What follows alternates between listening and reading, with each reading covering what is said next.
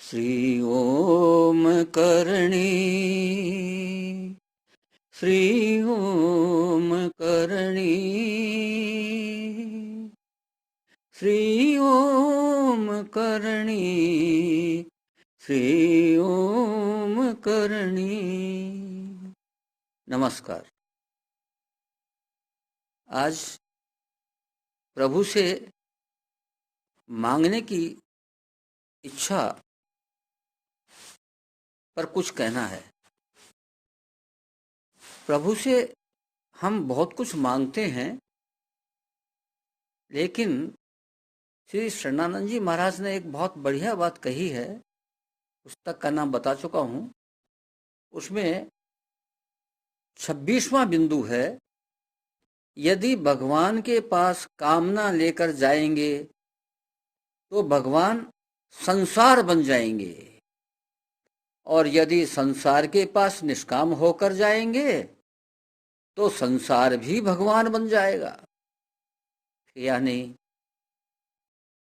आपने संसार की सेवा तो की, लेकिन उसके बदले में आप चाहते क्या हैं? आपका आदर हो, सम्मान हो, आपको एक दानी सेठ के रूप में समझा जाए, आपको एक बहुत सेवा भावी व्यक्ति के रूप में देखा जाए, समाज आपकी सम्मान और आपकी बात का आदर करे। ये जब इच्छाएं होती हैं, ये कामनाएं होती हैं, तब तक भगवान दूर ही रहते हैं। देखिए, आपको मानस का थोड़ा सा पद सुनाता हूँ, रामचरितमानस का। जब भगवान राम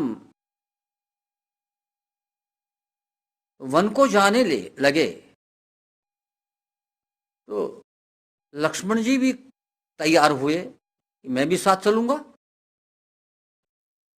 भगवान राम ने लक्ष्मण जी को बहुत समझाया कि भाई देखो, पिताजी बूढ़े हैं, माँ बूढ़ी है, इनकी सेवा करना, माताओं की सेवा करना, पिताजी की सेवा करना, मैं चला जाऊंगा तो सेवा कौन करेगा। ये सब लीला कर रहे हैं प्रभु समझाने की। वो जानते हैं कि लक्ष्मण बिना मेघनाद कैसे भरेगा, लेकिन ये सब लीला कर रहे हैं वो। तो आप जानते हैं कि लक्ष्मण जी तो तुनक मिजाजी थे, शेषनाग के अवतार थे ना, इसलिए वो हमेशा ही तुनक मिजाजी रहे हैं, चाहे किसी युग में भी हों।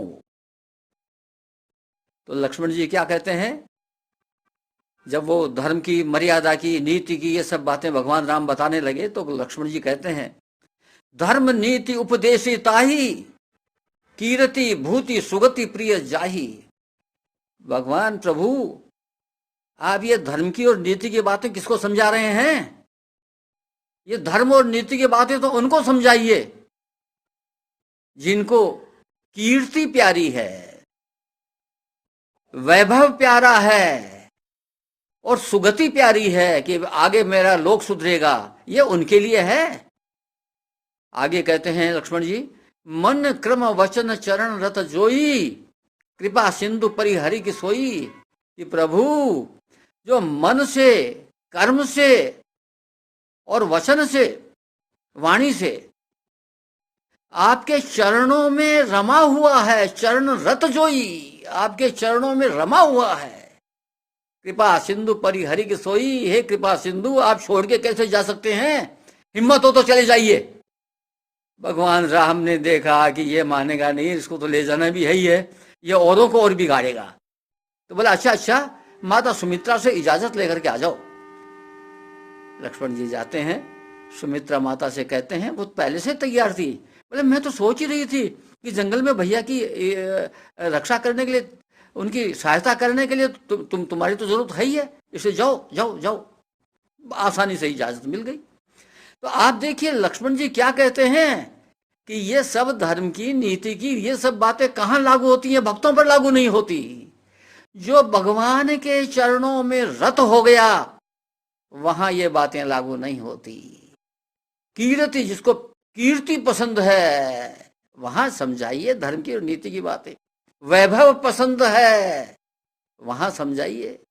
सुगति पसंद है वहां समझाइए प्रभु।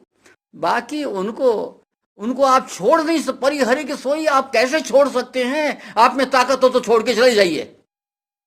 भगवान को सरेंडर करवा दिया। ये देखिए, वो तो वैसे ही सारी लीला हो रही है, लेकिन यहाँ ये तुलसीदास जी बताना चाहते हैं, प्रभु इस लीला में ये बताना चाहते हैं, जहाँ भक्ति होती है वहां मैं सरेंडर हो जाता हूँ। भक्त को मेरे प्रति समर्पण होना है तो वो हो या नहीं हो, मैं तो उसके प्रति समर्पण पहले होता हूँ।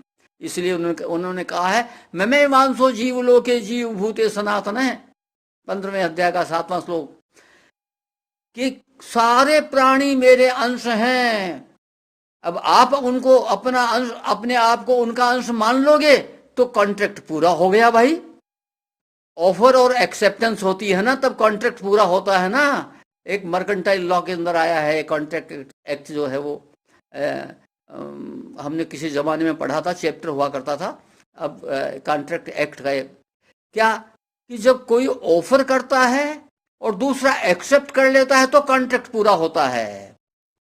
तो यहां प्रभु ने तो परमानेंट सनातन कह दिया, परमानेंट ऑफर है भाई।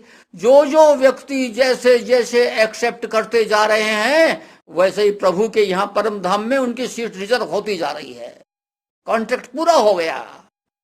तो यहां पर यही समझने की बात है कि जब आप कामना लेकर प्रभु के पास जाते हैं तो आपकी स्थिति कैसी होती है। श्री शरणानंद जी महाराज का ही एक बिंदु और सुनाता हूं, 29वां बिंदु है। अगर आप ये मानते हैं कि सत्य की जिज्ञासा के साथ साथ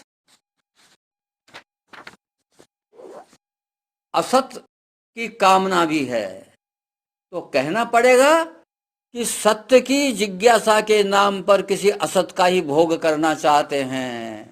यानी सत का मतलब है प्रभु और असत का मतलब है संसार। तो आप सोचते हैं कि भक्ति के साथ साथ मेरे को माया भी मिल जाए, यानी आप माया और भक्ति दोनों को साथ ले चलना चाहते हैं। आपको ये बताया जा चुका, माया और भक्ति दोनों सोत हैं। जितनी दूर भक्ति से आप जाएंगे माया के नजदीक पहुंचेंगे, माया के जितनी नजदीक पहुंचेंगे समझो आप भक्ति से उतने ही दूर हो रहे हो। और भक्ति के नजदीक जाना है तो माया से दूर होना पड़ेगा। और माया से दूर होने का मतलब यह है स्वरूप से दूर नहीं, स्वरूप तो आपके प्रारब्ध पर निर्भर करता है। आपके पास में खड़मों रुपया है तो क्या हुआ, क्योंकि वो है स्वरूप, वो तो प्रारब्ध पर निर्भर करता है। अब उसको आप सड़क पर थोड़ी फेंकोगे। इच्छा यह होनी चाहिए, कामना यह होनी चाहिए, भाव यह होना चाहिए कि ये सब असत पदार्थ हैं, इनका मेरे से कोई लेना देना नहीं, ये मेरे नहीं हैं, मेरे तो केवल प्रभु हैं, मेरे तो गिरधर गोपाल दूसरों ने कोई। आचरण सही है, कई बार बता चुका मैं आपको। आदमी कोई मर गया तो तुरंत निकालते हो क्योंकि आपका प्यार उस आदमी से नहीं, चेतन तत्व से था। तो आचरण सही है, केवल भ्रांति हटानी है। इसलिए केवल ये जो स्वरूप का त्याग नहीं करना है, स्वरूप का त्याग आप कर नहीं सकते क्योंकि उसका संबंध प्रारब्ध से है। आप केवल भाव का त्याग कर सकते हैं, आसक्ति का त्याग कर सकते हैं। आप केवल ये भाव विकसित कर सकते हैं कि ये जो कुछ दिख रहा है वो मेरा कुछ नहीं है। मेरा तो कौन है, वो चेतन तत्व अकेला, उसके अलावा कहीं कुछ भी नहीं है। बस ये भाव पक्का कर लो। जैसे ही आपने ये भाव पक्का किया, अभ्यास शुरू कर दो। अब भाव पक्का होते ही, रिजर्वेशन तो पहले ही पक्का कर देते हैं, भगवान जानते हैं कि ये तो अब आएगा ही भाई, इसने भाव पक्का कर लिया, उधर चल पड़ा। जो चल पड़ा तो अब पहुंचेगा ही, जो रास्ते पर चल पड़ा। क्योंकि क्या है कि रिवर्स गियर नहीं है भगवान की भक्ति में, रिवर्स गियर है ही नहीं। वो गाड़ी ऐसी है, वहां पर आप भगवान को गाली निकालते हैं तो उसको भक्ति मानते हैं। अब बोलिए कैसे प्रभु हैं? जो 100 गाली निकालता है उसने तो अपना बेड़ा पार कर लिया भाई। भगवान तुरंत उसको वैकुंठ का अधिकारी बना देते, आजा भाई वैकुंठ में, तू बहुत होशियार आदमी है। 100 गाली मेरे को निकाल दी एक साथ, अरे वाह भाई वाह, बहुत होशियार आदमी है। तो भगवान के यहाँ पर माइनस पॉइंट नहीं है, वो तो जो है आप उनकी भक्ति करोगे तो प्लस पॉइंट, और गाली दोगे तो दो दो चार और हो गए, वो तो प्लस पॉइंट ही होगा। तो इसलिए आप प्रभु से कामना केवल भक्ति की करो, आनंद लो, प्रभु के नाम में आनंद। प्रभु के आप समीप ही हैं। समीप का मतलब प्रभु में आप में कोई फर्क है ही नहीं। प्रभु का अंश आपके अंदर है, बैठा हुआ है, वो आपको सुनाता है, दिखाता है, बुलाता है, खाता है, पिलाता है, सारे काम वो करता है अंदर बैठा बैठा। तो आपके अंदर प्रभु का अंश है, वो ही क्रिया कर रहा है सारा। इतना नजदीक प्रभु आ गए, फिर क्या चाहिए भाई। अर्जुन के सारथी बने थे क्या, वो तो सबको दिखाने के लिए। अरे वो सबके सारथी बने हुए हैं, ये आपको जानना है, जान तो गए होंगे, अब उसको आदत में लिया हो, स्वीकार कर लो कि प्रभु हमारे सारथी बने हुए हैं। आज बस इतना ही, नमस्कार।